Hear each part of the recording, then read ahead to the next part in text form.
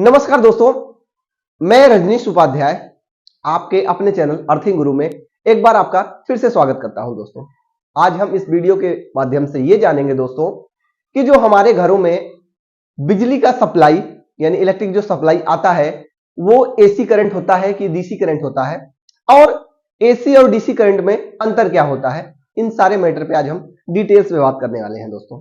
तो दोस्तों, video start करने से पहले यदि आप हमारे चैनल में नए हैं तो हमारे चैनल को सब्सक्राइब करें, लाइक करें और अपने दोस्तों के साथ शेयर करना ना भूलें। और हाँ दोस्तों, बेल आइकन को जरूर प्रेस कर लें, क्योंकि इससे रिलेटेड हम जब भी वीडियो बनाएंगे और उसे अपलोड करेंगे तो उस वीडियो का नोटिफिकेशन सबसे पहले आप तक पहुंचे दोस्तों। तो दोस्तों, बेल आइकन को जरूर प्रेस कर लीजिएगा। तो चलिए दोस्तों, देर ना करते हुए हम इस वीडियो को स्टार्ट करते हैं और ये जानते हैं कि एसी और डीसी करंट में क्या अंतर होता है। एसी और डीसी करंट होता क्या है। हमारे घरों में जो सप्लाई आती है वो एसी करंट होता है कि डीसी करंट होता है। चलिए दोस्तों, अब हम वीडियो को स्टार्ट करते हैं। तो एसी करंट, जैसा कि एसी यानी कि अल्टरनेटिव करंट, अपनी दिशा और मान में आवृत्ति के अनुसार बदलाव करने वाला विद्युत करंट ही अल्टरनेटिव करंट कहलाता है दोस्तों। अल्टरनेटिव करंट का वेव फॉर्म होता है दोस्तों कुछ इस तरीके का। ये हमारा करंट है और इस करंट की जो फ्रीक्वेंसी होती है वो 50 हर्ट्ज होती है। अब 50 हर्ट्ज फ्रीक्वेंसी में जो हमारा इलेक्ट्रिक करंट होता है वो 1 सेकेंड में 50 बार पॉजिटिव वेव फॉर्म में और 50 बार नेगेटिव वेव फॉर्म में जाता है। तो दोस्तों, ये पॉजिटिव वेव फॉर्म है और ये नेगेटिव वेव फॉर्म है। जैसा कि हमारे इंडिया में जो फ्रीक्वेंसी है वो 50 हर्ट्ज होता है दोस्तों।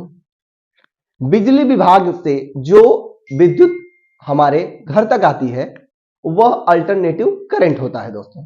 जैसे 250 वोल्ट 50 हर्ट्ज, यहां 50 हर्ट्ज एसी करंट की फ्रीक्वेंसी होती है, अर्थात यह करंट 1 सेकेंड में 50 बार अपनी दिशा और मान की वैल्यू में बदलाव करता है दोस्तों। जबकि जो डीसी करंट होता है, डीसी करंट अर्थात डायरेक्ट करंट में दोस्तों कोई आवृत्ति नहीं होती, यानी कि कोई फ्रीक्वेंसी उसमें नहीं होता है। यह अपने दिशा और मान की वैल्यू को बिल्कुल स्थिर रखता है, यानी कि उसमें कोई बदलाव नहीं होता है। इसी वजह से इसे डायरेक्ट करंट कहा जाता है दोस्तों। डायरेक्ट करंट का वेव फॉर्म कुछ इस तरीके से होता है दोस्तों कि जैसा कि अभी आपने ऊपर एसी करंट का वेव फॉर्म देखा, बट जो डीसी करंट होते हैं उनका जो वेव फॉर्म होता है वो सिर्फ पॉजिटिव और पॉजिटिव, ये सिर्फ पॉजिटिव वेव फॉर्म में ही चलता है। यही रीजन है कि कभी भी डीसी करंट का जो शॉक होता है वो अगर ह्यूमन बॉडी पे लग जाए तो वो चिपका लेता है, यानी कि उसमें सिर्फ पॉजिटिव और पॉजिटिव का ही वेव फॉर्म चलता है। जबकि जो एसी करंट होता है उसमें पॉजिटिव और नेगेटिव, यानी कि पॉजिटिव वेव फॉर्म में जब जाता है तो ह्यूमन बॉडी को शॉक लगता है, बट जैसे ही इलेक्ट्रिक का वेव फॉर्म नेगेटिव में जाता है तो वो शॉक कुछ देर के लिए छोड़ देता है। यही रीजन है कि घर में हमें कभी भी कोई भी इलेक्ट्रिकल का काम करते हुए कोई सर्किट में कोई तार से कोई भी गड़बड़ी होते हुए अगर हमें गलती से हम उस चीज को टच कर लेते हैं तो हमें एक झटका लगता है और हम फिर सेफ बच जाते हैं। जबकि डीसी करंट में ऐसा नहीं होता। अगर डीसी करंट में अगर गलती से भी कभी हमें शॉक लगता है तो वो बिल्कुल अपने तरफ चिपका लेता है। तो दोस्तों, इस वीडियो में हमने ये जाना कि डीसी करंट और एसी करंट में क्या डिफरेंस होता है। तो दोस्तों, आपके मन में एक सवाल जरूर चल रहा होगा, जैसे कि मेरे भी दिमाग में ऐसा आया कि एसी सप्लाई को डीसी में परिवर्तित करने के लिए हम क्या कर सकते हैं। क्या हम इसे एसी सप्लाई को डीसी में हम चेंज कर सकते हैं या नहीं। तो दोस्तों, इसका जवाब है हाँ, हम एसी सप्लाई को डीसी में कन्वर्ट कर सकते हैं। उसके लिए हमें रेक्टिफायर डायोड यानी कम्यूटेटर का प्रयोग किया जाता है दोस्तों।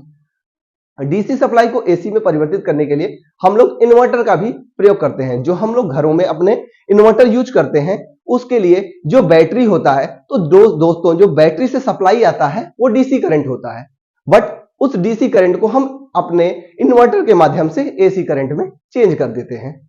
और हाँ दोस्तों, डीसी करंट को हम यानी कि डीसी सप्लाई को रासायनिक ऊर्जा के रूप में स्टोर करके रखा भी जा सकता है। यानी कि जो हम बैटरी को चार्ज करते हैं, ये हमारे डीसी करंट को रासायनिक ऊर्जा में चेंज करके हमने उसे एक जगह स्टोर कर लिया।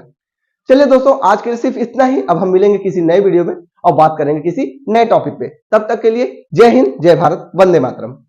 तो दोस्तों, अगर ये वीडियो आपको अच्छा लगा हो तो इस वीडियो को अपने दोस्तों के साथ शेयर करना ना भूलें।